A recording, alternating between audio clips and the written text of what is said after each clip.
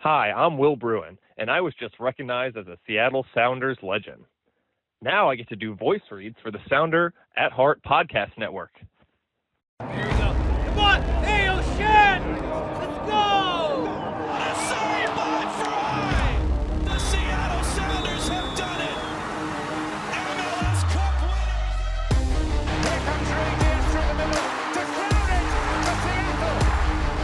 And now they truly can start the celebrations. It's the Sounders MLS Cup. Nicoladero leaves absolutely no doubt! The Sounders rule the region! Seattle Sounders, it's got done! They've scored! They've scored! Finally! This feels fucking awesome. This is a tiny dog. We want to win. This is the Seattle Sounders, bro. Podcast says cheated. You know, what was the thought process in terms of who you decided to use and who you didn't? Ever since Sounder Hart wrote a commentary that we didn't take Open Cup seriously.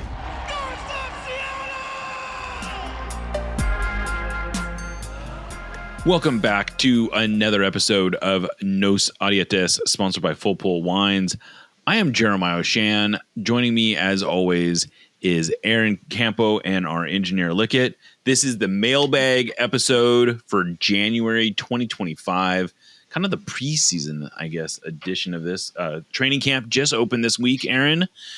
Does it feel like we had much of a break? I guess you did. You didn't have to record at all for the last month. Yeah, it's been nice. You know, I've played a lot of video games on Tuesday nights, in addition to every other night. So it's been good. Yeah. Yeah. Well, good to have you back, Aaron. Good to be back. You know, good time for us to get back into things. It's every year, I guess I am a little thrown off by how short the off season is, but this one felt really short in part because maybe a week at the most, there was a week where I didn't have something I needed to like write about. Like the best example of this was on New Year's Eve. I literally reached out to sources the day before New Year's Eve and said, "Hey, should I be ready to write something before the new year?" And people were like, it doesn't look like anything's going to get done. And then all of a sudden, New Year's Eve, the Jesus Ferreira deal gets basically completed. And there I am doing a whole day of work. But yeah, this is the world in the content minds of Sounder Heart. That's right. Yeah. 24-hour news cycle, you know? Exactly. Well, we're also doing this episode on video. I don't know if we're actually going to release it or not, but if we do, you can go on YouTube and check. There is a Sounder at Heart YouTube page. There's actually a lot of stuff on there. Not anything that's particularly new well, no, that's not true. There's some newer stuff, but we're going to try to do video. And if we are doing it, I apologize if I'm being fidgety or I just took off my hat. I'm now self-conscious about doing all these things. I have to like focus. This is going to be tough for me. And then who knows, maybe I'll botch it so badly we don't even release the video, but we're going to give it a go. We're going to give this a go. We'll get there. We'll get there eventually. We'll get comfortable on camera. Exactly. We'll get there eventually. Well, Aaron, you want to just start off, start firing away with these questions? Yeah, let's do it. We got a bunch of them. So as always, apologies for having to cut some. I've got to go to bed, and I still have work to do before the night's out. So I only slept like 2 hours last night, so I'm like running on fumes. Oh, you can't be doing that. It's not good. It wasn't on purpose. Don't worry. No, I know. It never is. It never is. Not at this age, at least. No. So the first one is from Andrew. Is CCL/C somehow the best shot at a trophy in 2025? Club World Cup is Club World Cup. Leagues Cup and Open Cup, I expect they will either not be in these two or they will rotate so heavily they may as well not be in. Shield, they've never been serious contenders for the Shield under Schmetzer. In a year where they are potentially in 4 additional competitions, doesn't seem like the one where that will change. MLS Cup, I expect the team will be exhausted and probably playing mostly on the road. Yeah, I mean, I can't say that your logic is wrong. I actually gave this a lot of thought, and I have to admit, I think Champions League is maybe not their best shot, because if they were to go out early in Champions League. That sort of changes the equations for these other things. Like if they don't go on a deep Champions League run, I don't know that the Leagues Cup and Open Cup issues are as acute.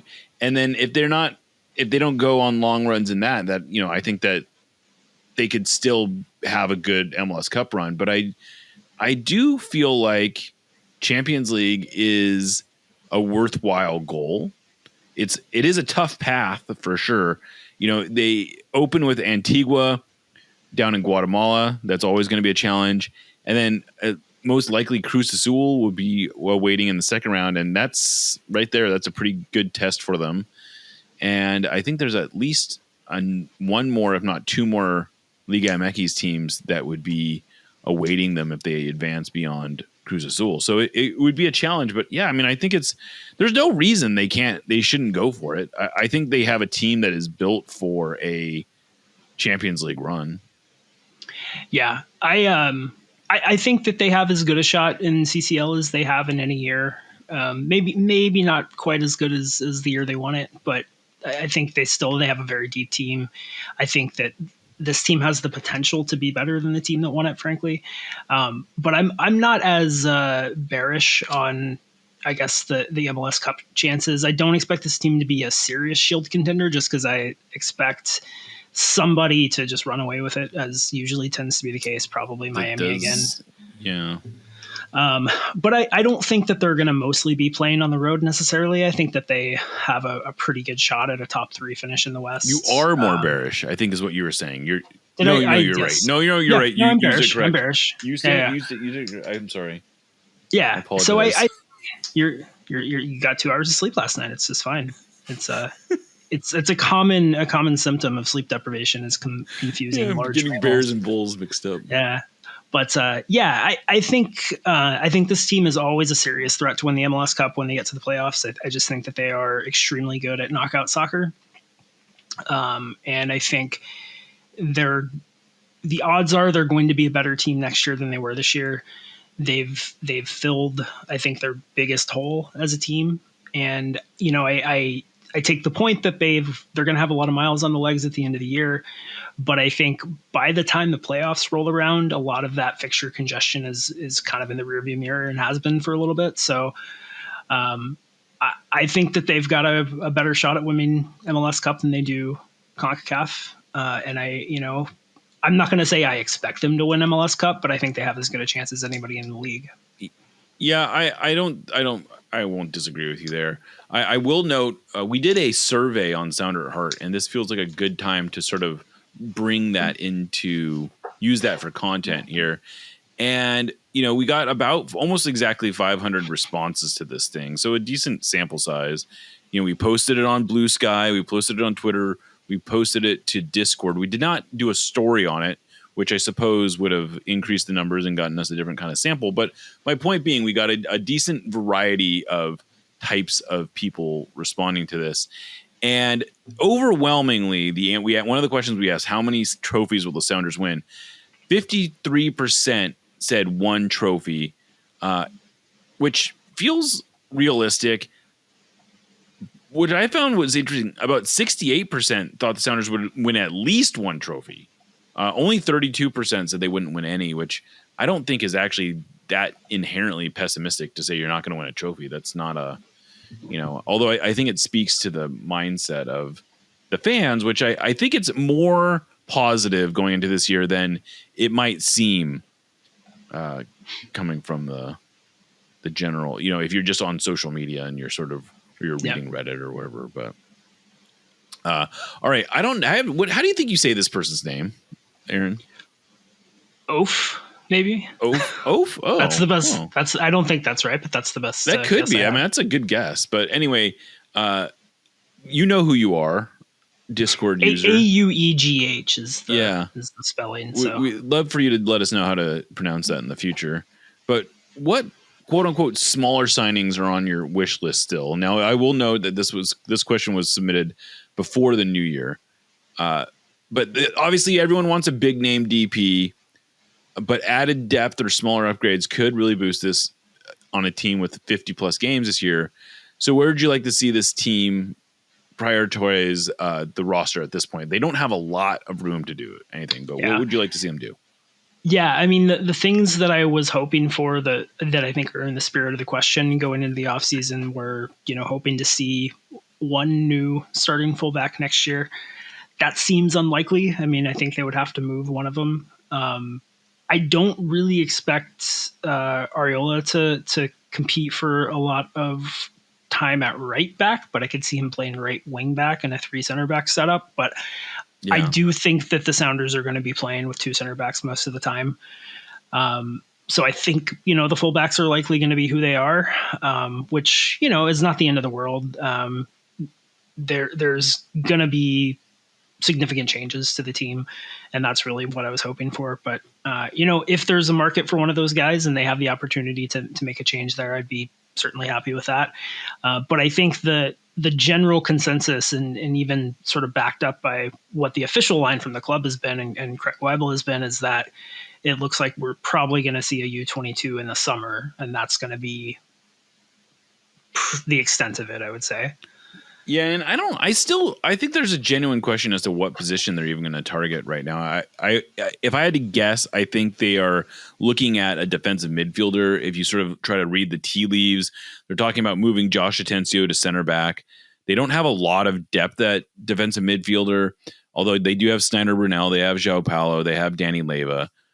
All those players should be capable, or Snyder Brunel is not even technically on the roster yet, but they've got potentially options there. All right, this question is from, I'm going to go with Oaf, although I don't know if that's, I really don't know how to say this person's name. Auegh is how they're spelling it. I'm at a loss here, but if you want to tell us how to say your name in the future, we'd be more than happy to take that note. I think Oaf is a pretty good guess, personally. Well, I will add the caveat that this was a question that was submitted before the new year. So the roster is a lot more technically set than it was, but we were sort of moving in this direction all along. So I think it's still the spirit of the question is fair. But they want to know what smaller signings were on your wish list. Everyone probably wanted a big DP signing. So we're not necessarily asking, I don't think they're asking that. They specifically are not asking that. What else were you hoping to see? Yeah, I think one of the big things I was hoping to see that it seems unlikely we'll see at this point was some significant change at one of the fullback spots. I think, Ariola is probably going to get some minutes at wingback, either on the right or the left, but I don't personally expect him to be really challenging for minutes at right back. I don't think he has a ton of minutes at an actual just right back spot in a back four. He's not a super great defender, I think it's probably fair to say. And that's, you can accept that at a wing back spot, not as much as at the right back spot. So it looks like we've got the right back or the fullbacks we have. But I think that the cap situation was maybe a little different than, we fully realized, especially with the changes they've made. They've got to be right up against it. And I think it seems like a U22 is the way it's going to be, and probably in the summer. Yeah, I'm with you. I was hoping that we would get a new fullback. I think in reality, we probably have to settle for the hopeful emergence of Reed Baker-Whiting as a regular starter, or at least challenging for starters minutes. And I don't know if that'll be on the left or on the right. It's definitely a interesting situation to watch. Travion Sousa, I would imagine, is a player who, if they do end up going with a 3-5-2, I wouldn't be at all surprised if he gets some minutes. I will note that in training, although the starting group seems to be lining up in a 4-2-3-1, the second group seems to be lining up in a 3-5-2 with Ariola on one side and Sousa on the other. And so it could be, I do think we'll see that formation more. I just don't know, like you said, I don't know that the base starting formation is going to include different fullbacks. And I think that would have been fun to see. And and if we're reading the tea leaves, I do think the U22 will probably end up being a defensive midfielder. Probably the most significant change they're making this preseason is they seem to be really purposeful about trying to move Josh Atencio to center back. And I would imagine they want to backfill his role a little bit with a U22. So I don't know. We'll see.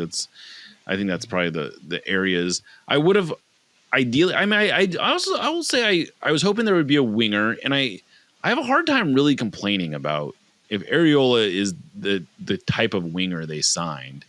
You know, this is a guy who's proven production in MLS. Not necessarily huge numbers, but in 2022, he had 10 goals and 7 assists. You know, he was a regular starter for the U.S. national team for a while.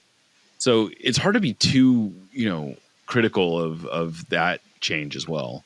So I don't know. I think there wasn't as much change as I was expecting, but the change they made was, not insignificant. Yeah, well, let's go a little further down that road, I guess, because the next one is from Alejandro. Assuming Areola and Ferreira are signed, which they are, this was again before the signings were official. What would you project the starting lineup to be and in what formation? Has this winter window been successful? And if not, what other moves would make it a successful winter window? I still think they're going to start in a 4-2-3-1. It'll be interesting to see how long that sticks, because I don't know that a 4-2-3-1 perfectly fits all their best players in their best positions, but it does allow you to get your best players mostly on the field together. My suspicion is that you'll see Pedro de la Vega on the left and Ferreira on the right, Morris up top. I don't think Paul Areola is in that starting group. And that could become very fluid. I don't know how we haven't seen Ferreira's not been at training yet. It'll be interesting to see how him and Morris end up working together. If Ferreira wants to, is willing to be on the right even, or, he says he is, so we'll see. But I think this has been a reasonably successful window. I would give it like a solid B. I'm not going to sit here and say it was an A, but they got 2 useful MLS proven players, one of whom I think has the potential to be an MVP type. If Jesus Ferreira comes in anything like the guy who played all of 2022 in the first half of 23, like the best scorer in MLS, and he's never played with a group as talented as the group he'll be playing with in Seattle. I think this sets up really well for him. So I wouldn't say I'm over the moon about this window, but I'm pretty positive about it. I think too, the context of the position the Sounders were in is so important, because I think for the restrictions that they had, they did probably about as well as I could have expected. I think 4 or 5 months ago, we expected there to be 2 DP spots coming open. Yeah. We expected, I think, at least one pretty significant signing, and that's not going to happen. And I think that that's frustrating for a lot of people, and I think that's totally understandable. But I think ultimately the choice was, do we let Rusnak walk and go make a splashy signing and hope that they hit the ground running right away? Or do we bring back the guy who, had one of the best counting numbers seasons of any playmaker we've ever had, who, was sort of had the offense humming pretty well down the stretch, and add some talent around him with a lot of upside. And I think that that's a totally defensible choice. I think it's also defensible to say they should have gone with more upside and tried to inject a little bit more enthusiasm, into the fan base. I think that's a totally defensible position, but I do think that bringing Rusnak back is completely defensible on competitive grounds as well. And I think a TAM player who was a DP 2 weeks ago, who I think has the potential to be like you said, an MVP caliber player, assuming, he hasn't just been totally changed by injury. And there's a lot of reason when you look at his underlying numbers to think that he hasn't been, and that a lot of it has just been him playing in different positions and him being kind of unlucky. I think that that's the kind of, low risk, high reward signing that makes a lot of sense to make in this situation. So the alternative, right, is going out and spending a couple of $1 million on a guy that's going to be a max TAM player who's probably not going to be as good. So I think that they've done pretty well so far, for sure. You know, I just want to dig in a little bit on the Albert Rusnak thing, because I think I definitely understand where you're coming from, and I would even agree with you. I think there's an argument to be made that it would have been that it was worth letting Rusnak walk and gambling on being able to find a better, higher ceiling improvement. Yeah. But I do come back to this idea that that's a huge, like, it's a really big risk. And I feel like we've maybe undersold the risk that is involved in that. Because let's just say you go out and spend $5, even $7 million. There are a lot of players that have come into this league on that kind of number who didn't hit the ground running, who struggled in their first season or two. I mean, heck, you can just look down the road at Evander. He was a guy who came in at $10 million, and he really wasn't very good his first season. No, he was an MVP candidate his second season. But those are, that's a risk you take. And I'm struggling to think of an example of a player who had a season like Rusnak did, and then the team was just like, thanks. See ya. I know. Yeah. Like it's really hard to imagine just letting him walk. I mean, I suppose you could have played hardball with him and just said, hey, we're just not willing to bring you back as a DP. And the Sounders did offer him a non-DP contract that would have, guaranteed him more years. But I do think that we've maybe in the discourse allowed that idea of just letting Rusnak walk become sort of this real possibility, when I don't know that there's any team, no matter how ambitious they are, is just like looking at 30 goal contributions and being like, yeah, we know you're 30, which is, not an age where we would expect you to drop off, but we really don't believe in you. Sorry. Yeah. I think the only way that it makes sense is if you have a transformative player that you can get. Right. And if short of that, I think it's a combination of people not actually appreciating how good Rusnak is and how hard to do a lot of the things he's really good at doing are, and how hard it is to find those players. He's not the most exciting player in the world, but he's insanely good at the things he's good at, and they are important to the way the Sounders play. But also, just like you said, even players that come good take a long time to adjust sometimes. Right. And a lot of players never come good. And it's just, people talk about how they can, go into next season with Rusnak as a DP when it's such an important season. And I think it's just as easy to say, how could you let that guy walk and go into the season with an unknown, because it's such an important season. I think, that my initial reaction when I found out that Rusnak and Morris were going to be DPs next year was not super positive, but just having some time to think about it and talking through it and looking at some of the numbers, I think they made the right call competitively and, from a continuity standpoint. Yeah, I think that's kind of where I come down. I know it's not the sexy answer. It's not the headline drawing answer, but and we can, I suppose, I don't really not that interested in digging up the whole Jordan Morris thing, but the reality is that both of them played at DP levels. They both deserve to be on DP contracts, and it's not really fair to sort of like second guess that too hard, given how well they both played.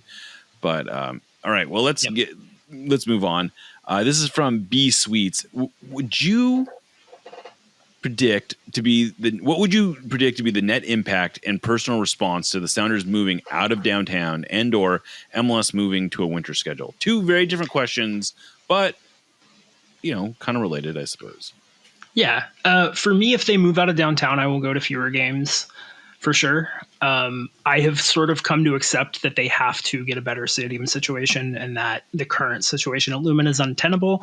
And I don't feel like First and Goal is going to be just all of a sudden become a better partner. Better partner. So, I'm still holding out hope that they can find a site in the city, ideally in downtown, although that seems like a really tall order. But yeah, I mean, if they move to Long Acres, I'm just straight up not going to go to as many games, and it sucks. It's a bummer. But I'll understand, whereas I think a year ago I would have been much less understanding. I personally, though, would love them to move to a winter schedule. I know that that's unpopular for a lot of reasons for a lot of people. I think competitively it makes a lot of sense for MLS to be on the same schedule as the rest of not the rest of the world, but most of the rest of the relevant soccer world. I think that it would be helpful for them to be on the same calendar. Having losing the restrictions with international windows would be pretty nice, I think. I mean, playing championship games in the summer or in the spring, would be pretty sweet. It would be. I mean, that's a kind of a dead spot in the sports calendar. People talk about, then MLS is going to try to compete with the NFL. Well, yeah, for like a month or two, they're already doing that. Right. And they're doing it at a time when the NFL is sort of at its most intense. So I don't really know. I mean, MLS Cup was the same weekend as the SEC, the same time as the SEC title game, and got absolutely stomped in the ratings because of it. So, and I like having summers without a lot of obligations. It's nice to have a summer weekend, like a Saturday night where I don't have to make time to watch Sounders game. I wouldn't hate that. I would not hate that at all. But it's also it's nice. Sorry, last thing. It is nice to stand outside in July and watch the Sounders too. So I totally get that. Sure, that as well. I will just, one of the things about that is I think the Sounders would be well positioned actually in a move to a European style schedule, because I think fans are a little bit more tolerant here of probably going to cold weather games. Like I don't necessarily think that Seattle fans would be turned off by having to watch soccer in January or whatever the season runs. But I think as far as the stadium goes, I think the way I'm coming down on this is I don't know if I'm that interested in talking about it until like we have renderings at this point. Like, I think the idea, I'm with you where we are right now. I don't think I would be excited about going out to Long Acres. I go out there all the time as it is for training. I don't know that I would and I suspect that the atmosphere would take a hit in some ways, but I also think it's a little hard to fairly project what that experience is going to be like, because right now it's so far away from being a stadium. Like there's no infrastructure there that would support a stadium. But once you start putting renderings together and you start drawing it up, and maybe there's a whole neighborhood built up around it or whatever, like, and sure, that will be fake and it will be, kind of downtown Disney kind of thing, but it could be kind of cool. So I don't know. I think I'm going to reserve a little bit of judgment, but I will say I'm starting from a skeptical point at the very least. Yeah, that's fair. It's also, I mean, Sounders have a lease through 2032 at Lumen, so there's some time to figure it out. We've got a few years. Maybe Adrian will win the Mega Millions and he can, buy something in Soto. Next one is from Ken W. And again, I guess the standard caveat, this question was asked before the news about Jordan Morris becoming a DP was public. So I'm going to amend the timeline of the question. If the team has not signed an external DP, Ken's original question was by the end of next summer's transfer window. I think it's fair to say by the end of the winter. 2020. Yeah, so 2026, right? That's when they'd have expiring contracts, I believe. Yeah, I mean, there's potential. Next season, they can potentially sign a new DP if they wanted to. Right after they won't have any expiring contracts, but they could definitely create. They could create an opening if they wanted to. Yeah, I was thinking after Rusnak and Morris's contract expired. Well, that would be 2027. 2027, right? Yeah. Jeez. So, I mean, potentially we've got 2 more years. And I think that is one of the things that people were having a visceral reaction to, is it wasn't just that it was Pedro, Albert, and Jordan. It was that this is our DP group for 2 more seasons. And in talking to the Sounders, I don't know that it's quite that dialed in. Jordan is likely a DP through that time. Albert is probably a DP, but I do think there are ways, if they wanted to get out of Pedro's contract, I think they're probably a little bit more. I think they could probably move him if he's not performing at a DP level, or if he's really playing well. That's another possibility. Maybe he's playing really well and he kind of plays himself out. But I don't think they are quite as set in stone for 2026 as it might look right now. Yeah, fair enough. It's a tough question, I guess, to answer given what we know now versus when it was asked. But right. I think, yeah. So whatever time frame you think makes sense, I guess. Well, here, I'll say, this is what I'll say. I think this is maybe answering the spirit of the question.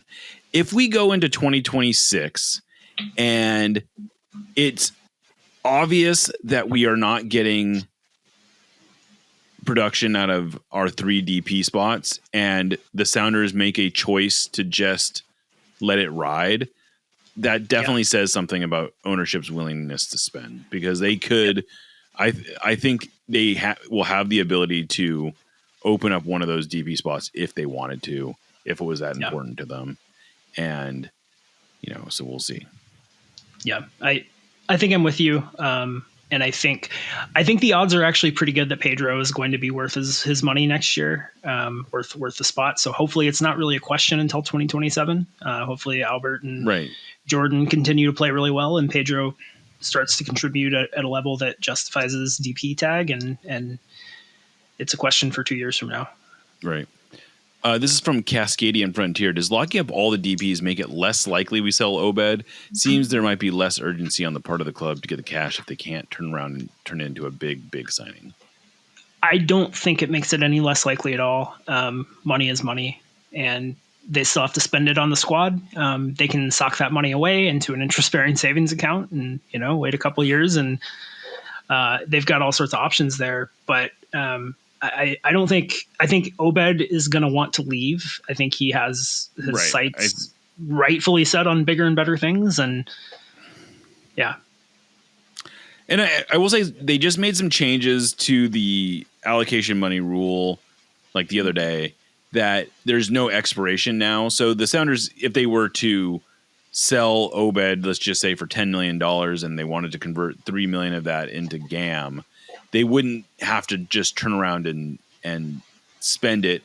But of course, the cash that's there to go out and spend on a DP, I mean, I guess that's the whole point, right? Is they would have money to spend on a DP, and that would just, like you said, it just goes in the bank. There's no reason that they can't spend it, and they might have, more signings to make between now and then. Yeah, I mean, maybe it makes it more palatable that if Pedro isn't doing well, you can sell him at a loss, or God forbid something happens and you need to buy out Albert or Jordan. Right. It just gives you so much more flexibility. Next one is from Funky Hef. With more competitions, meaning more and more matches per season, is MLS considering changing any roster and salary cap rules to allow more depth? Well, it's funny that this is a good transition into this question, because among another thing that was in those new roster rules is now there are players who, I don't know how many people even knew this, but it used to be, at least for last year, that a homegrown player could be what was called an off-roster player, meaning they were on an MLS contract, they were paid like an MLS player, but they were not eligible to play on the game day roster unless they were on a short-term loan. But conversely, they wouldn't count toward the roster total. So you could have an almost unlimited number of off-roster homegrown players.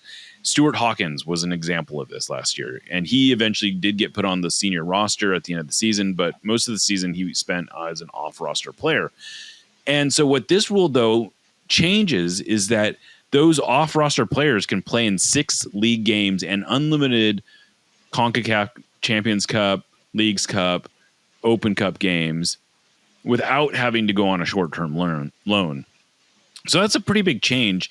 And it allows, so all of a sudden the Sounders could go, maybe they sign Snyder Burnell. They could put Leo Burney on that spot. They have ways of opening up roster spots now, and they can extend the roster, especially if they only think these guys are going to play a handful of games anyway. So yeah, they are sort of making these changes, and that is, they're not adding a whole bunch of high paid players on the roster, but they are extending the roster to make it easier to play in multiple competitions. Yeah, and I think too that some of the last CBA changes were anticipating some of this as well, because the players got some pretty decent concessions, and so I do think that they're kind of thinking ahead a lot of the time with this stuff, rather than being reactive. This is from Good Looking. Assuming Obed is sold in the summer, how does the team adjust tactically? Do they just plug and play Atencio or something else? Yeah, I mean, seems like no now. Right. That was the obvious. That was sort of the obvious answer before, up until recently.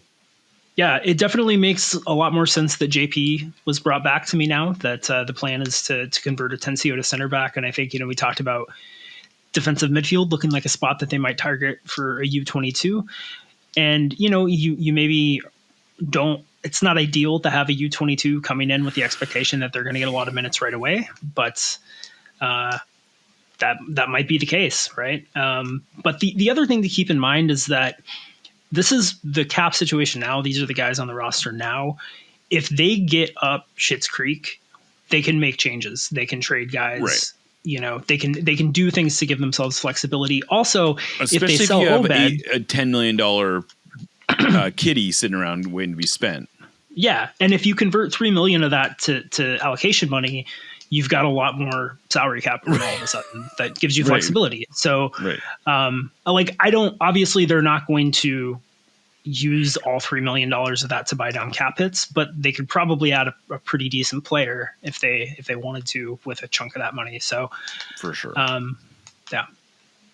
The next one is from Aaron R, and it's another Obed question. If when he moves, in what league do you see him landing? Any rumors of specific clubs inquiring about him? So most of the specific rumors we've heard have been coming out of Mexico. So Club America has been linked to him. Monterrey has been linked to him. Those are two of the biggest clubs in Liga MX. I don't think he is thinking he wants to go to Mexico. I don't think the Sounders would prefer to sell him to Mexico. I think the Sounders would much prefer for a bigger European team to come in and make a bid. I know his personal desire would, like, his boyhood club was rooting for Atletico Madrid. I don't know if that's in the cards, but I haven't heard any specific rumors about European interest. I won't be surprised if we start hearing some, though. He is a really, really good player. I suspect he'll end up in Europe. If not now, then eventually. But so I guess that's where I'm still gonna say that it's gonna be somewhere in Europe, but I don't know where exactly. Yeah, I think if you have dreams of playing in Europe, going to Mexico is maybe the worst thing you could do.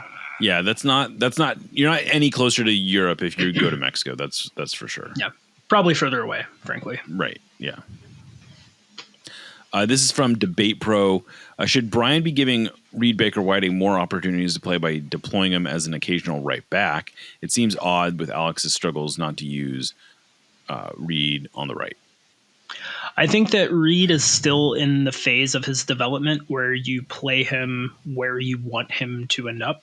And I think, although, maybe he's coming out of that a little bit, but I think that left backs are harder to find and are more valuable than right backs. Reed is right-footed, but he's very good with his left foot. He can play on the left pretty effectively. I think the odds are he's going to end up playing on the right, deeper into his career, but I don't blame the Sounders for hoping that he can play, more on the left. So yeah, I think he's going to get a lot of minutes this year, assuming he stays healthy. This is a big year for him. I think he's still going to go have a pretty good career in a higher league than MLS, but I think the odds of him making an Obed type move have taken a pretty big hit after last year. So, but yeah, he needs to play. So I wouldn't be shocked to see him play on the right, but I think there's going to be a decent amount of minutes on the left. I mean, who's not going to be a left wing back in a 3-5-2. So yeah, I think he's going to get his minutes for sure. Next one is from. I don't really. Yeah, and I won't say. I don't think I have a lot to say there, other than I think we will see Reed playing some right back as well. But it's like you said, it's a big year for him. He's also going into he's going to be out of contract, so the Sounders also have a lot of motivation to want to get him signed before we get to mid-year. Yeah, absolutely. Next one is from Bill Jones TRPT. What are the chances that the Whitecaps franchise leaves Vancouver? I know the team's for sale, and some Vancouver residents seem worried. It does. I can't blame anyone for being worried. I would be pretty surprised if they move. I don't think there are any other North American markets that, to me, on paper, look more enticing. Like, you could certainly argue that the Whitecaps need to get their own stadium. As bad as the Sounders situation is at Lumen, or as frustrating as I should say as it is at Lumen, the Whitecaps are way worse at BC Place. They couldn't even host a playoff game last year. They weren't. If they had made it to MLS Cup, they wouldn't have been able to host that even. So that's a real problem. So I suppose. And I would imagine building a new stadium in Vancouver is not easy. So these are legitimate problems that a new owner will have to deal with. But you can't convince me that Las Vegas is a better market for an MLS team than Vancouver. I mean, I think Vancouver is the biggest sleeping giant in MLS in terms of its potential to be a real soccer town. And I mean, it is a real soccer town, and just that to be a real Whitecaps town, I should say. So I would hope that a new owner just sort of doubles down on Vancouver, because it is a great soccer city, I think. Yeah, I think too the league is going to frown at any attempts to move clubs because they don't get expansion fees. Right. If you buy the Whitecaps and move it to Vegas, then MLS doesn't get to give a team to Vegas and get a bunch of money for it. Exactly. So, $1 billion expansion team or whatever. Yeah. I just hope that the Villa's owners don't get a team in Vegas. That would be super annoying. This one's from Dudes V. Would you say that the higher dollar and DP contracts are more staggered or grouped to end together? Having top player contracts expire in different years might allow teams more ability to change when needed. Having contracts all expire closer together might hint at a strategy of holding core together.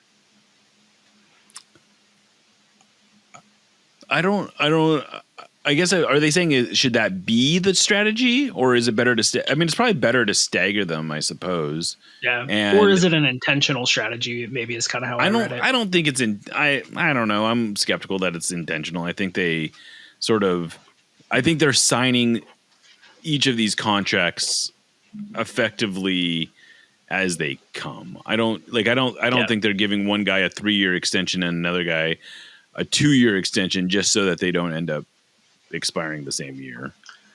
I do think that it's probably not an accident that Jordan's DP escalation came up the year after that Raul's contract expired. I think that's probably true. And Ferreira, if he has a similar escalation, it's probably timed with Rusnak, his deal coming up. But that's true. But yeah. No, I generally I don't think Nico and Raul's contracts were staggered intentionally or not, right? I think it was just those were the deals that got negotiated, Yeah.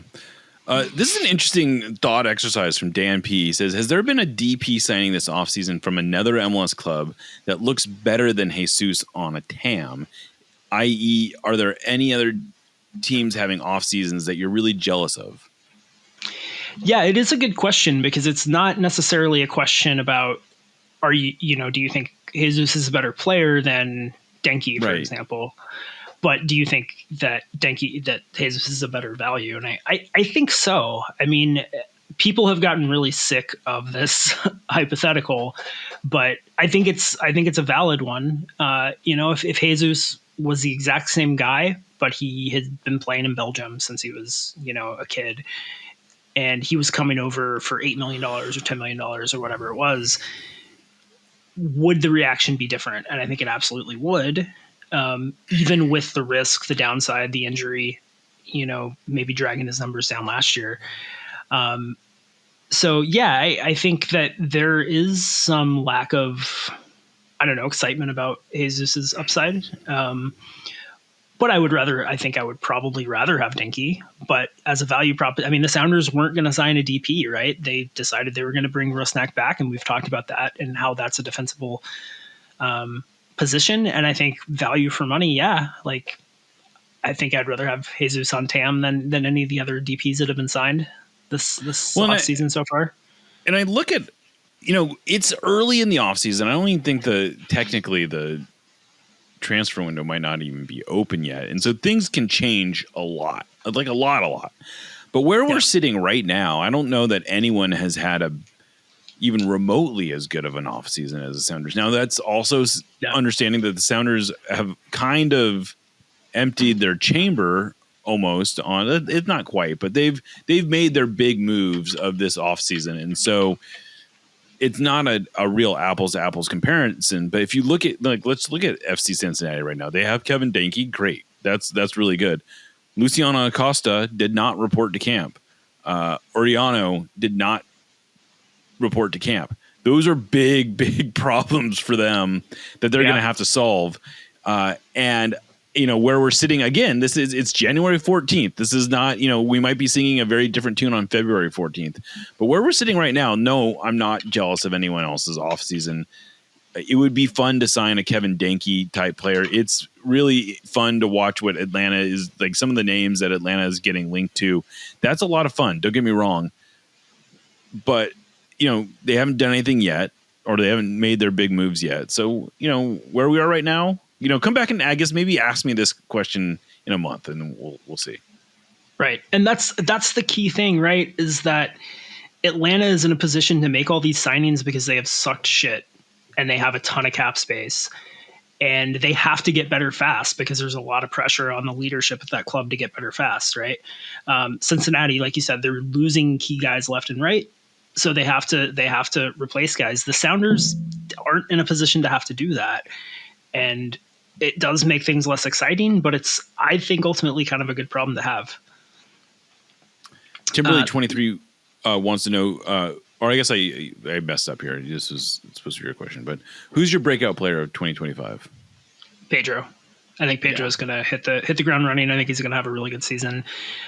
When I looked at what Ricky Puig did his first couple of years in MLS, when I looked at, like you said, Evander earlier, I think it's really not uncommon for guys to struggle really badly in their first season, especially when there are injuries. And I think, I'm pretty excited for what he can do this year. Just to be different, I'm gonna say Jesus Ferreira. I think he has a big season potentially in him. I would say for him to have a breakout season, it'd probably have to be at least 25. Maybe even 30 goal contributions. So I think he's got that potential. So sure. Yeah. Won't we go with that? The upside of this team, I think if they hit their 90th percentile upside or above, it'll be the best Sounders team that there ever has been. They might not. We've kind of talked ourselves into believing that this roster is not as talented as it really is. Yeah. Yeah. Next one's from Taco Core. If the Jesus Arriola deals happened a year ago, would it have been more or less likely that Jordan or Rusnak would have hit their target numbers to earn DP status? Now, Rusnak was a DP and was re-signed as a DP. There were no escalations. But maybe the question is... putting together a season that was DP caliber, I guess is the... Yeah, fair enough. Do more legit attacking pieces spread the wealth on goal contributions, or would a more dynamic offense accelerate their production? If this was a team that scored 65 goals last year, you start to ask questions like, well, there's only one goal. There's only one ball. Where is it? That whole, with basketball, this becomes an issue where it's like, you only put 5 guys on the field. I think in a situation like this, I think it raises the it expands the pool of goals to go around. I don't necessarily think that because they, Jesus Ferreira had, what was it? I think 11 goal contributions, and Arriola maybe had 12 goal contributions. I don't necessarily think that means the Sounders are going to have 23 more goals. It's not outside the realm of possibility. I think that they're going to. I don't think it's a spreading the wealth situation. I think there's going to be more goals. That's what I think the net impact is going to be. Agree. And I think too, much like we talk ourselves into thinking this team is maybe less talented than they are, I think that the degree to which the attack, especially in the second half of the season, was bad is really overstated.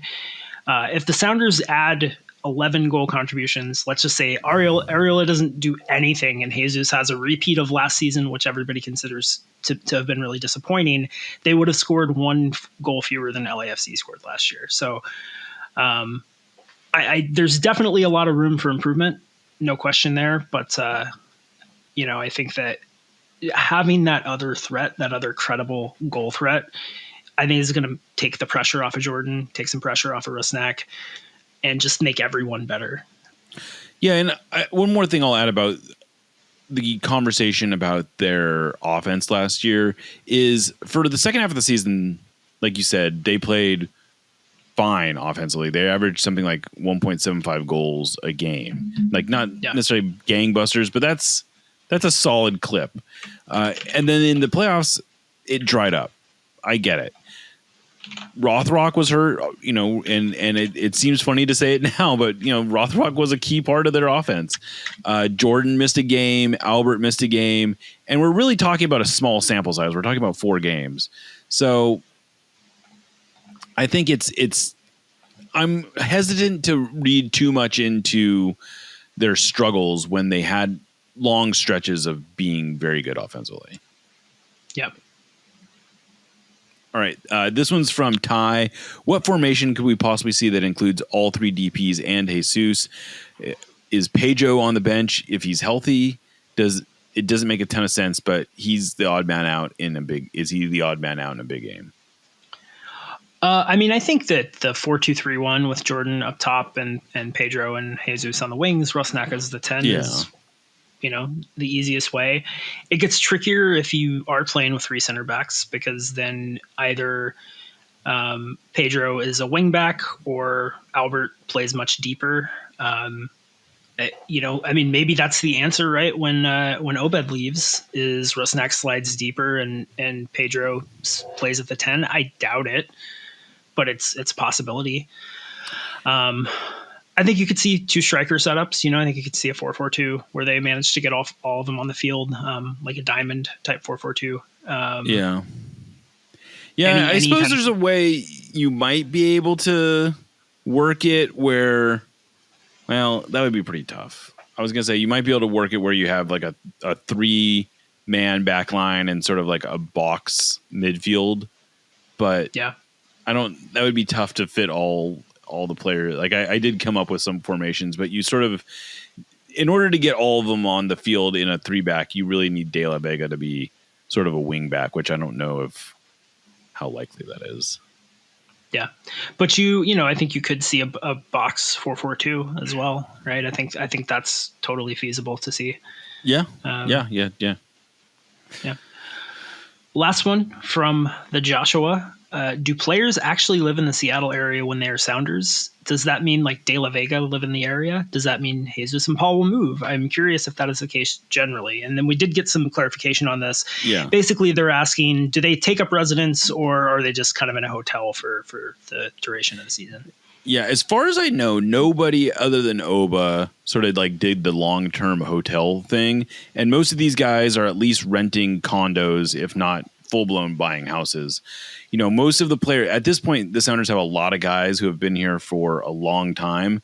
And I would guess that there are only 1 or 2 players who aren't considering this their main like main base of operations. Does that mean that Jesus Ferreira is going to move here and look to buy a house right away? Probably not. Paul Arriola, maybe not either. But at the same time, Will Bruin came here and bought a house within the first year he was here. So it's not unprecedented or they'll actually do something like that. But yeah, I mean, most of the players basically call it home. I mean, this is a 10-month season, basically. 11-month season, really, if you include preseason. And they just don't have the ability to not move here. I mean, you're going to be here. If you've got a family, I would imagine you're going to want them to be here as well. I think maybe if you're like a veteran journeyman, and you're not expecting to be here for longer than a year, you tell the kids to stay put. And even in that situation, you're going to be, renting a condo or something, I would guess. Yeah. Yeah. I will say most of the players at this point, I mean, it's always been this way. There's usually a few guys that live in Seattle, and everyone else lives either on the east side or sometimes closer to the training facility. I think currently Jackson and Paul might be the only two players who live in Seattle proper. I should probably investigate that a little bit more, but that's unfortunately the sad state of affairs as those things go. I know that the Seahawks... I think Alex actually lives in Georgetown, so there's another one. Oh, that's cool. That's cool. That's a cool place to live. My sister actually sold him his house. Oh wow, look at that. That's pretty cool. I know that the Seahawks basically had a blanket "you can't live in the city" rule. Really? Obviously, I don't know if they still have that, but they did. I once cleaned Sean Springs' house, and I found that out when I was doing that. And so maybe they don't have that rule anymore. But I wonder if the Sounders are sort of encourage the players to live outside of the city. I don't know. I mean, it wouldn't be. I would be a little surprised if they did that, but I guess it wouldn't be the most outrageous thing in the world. Yeah, but I would tell them to pound sand. I would live right in the middle of Capitol Hill if I had that kind of money. I know. I was very sad when I found out that Jordan had left Fremont. He was kind of a neighbor of mine, and he moved to the east side, but that's how it goes. Yeah. Well, that's the show. As a reminder, if you're wondering where do we get all these questions from, they come from our Discord community. And if you're asking yourself, what the heck's a Discord community? Well, it's basically a message board, for lack of a better term, and you can get access to that by becoming a supporter or above member of Sounder at Heart. That's the $75 a year level. And if you want to get on there, it's a lot of fun. We keep adding more and more people every week, almost every day. It seems like there's new people joining it. So it's been entertaining, especially this off season. I feel like this off season was much more active than any other period that we've had. Yeah. But and then we'll come back. We'll probably have one more preseason mailbag. We are planning a few events. The big one, we're I don't know if I even officially told you this, Aaron. Y'all might be breaking news to you, but Fast Fashion is bringing back Craft Casual, which is the beer we did for YachtCon in 2021. And that's a collaboration with Stoop Brewing. And I think we're going to try to do a release party on the Friday before the season opener. So like February 21st at Fast Fashion in Soto. So put that on your calendar. It's not in stone yet, but that's what we're going to try to do. And we're going to maybe have some more things to do this preseason. But anyway, thanks for hanging out, Aaron. Yeah, thanks for hanging out as well. You did tell me that. I just realized I have a show that night at 9:00, so that's going to be we're gonna have to move it. I guess so. Yeah, no, you're performing? No, God, no. Are you kidding me? Oh, you're going to like a concert? Yeah, I'm going to a show. But I can do both. I'll have time. Okay. Yeah, we'll definitely figure that out. Yeah, absolutely. All right. Well, thanks again to Lick It for producing this. Thanks to Full Pull Wines for sponsoring us. I am Jeremiah Shan, signing off for Aaron Campo. This is Nos Audietis. Remember, you will never get alone.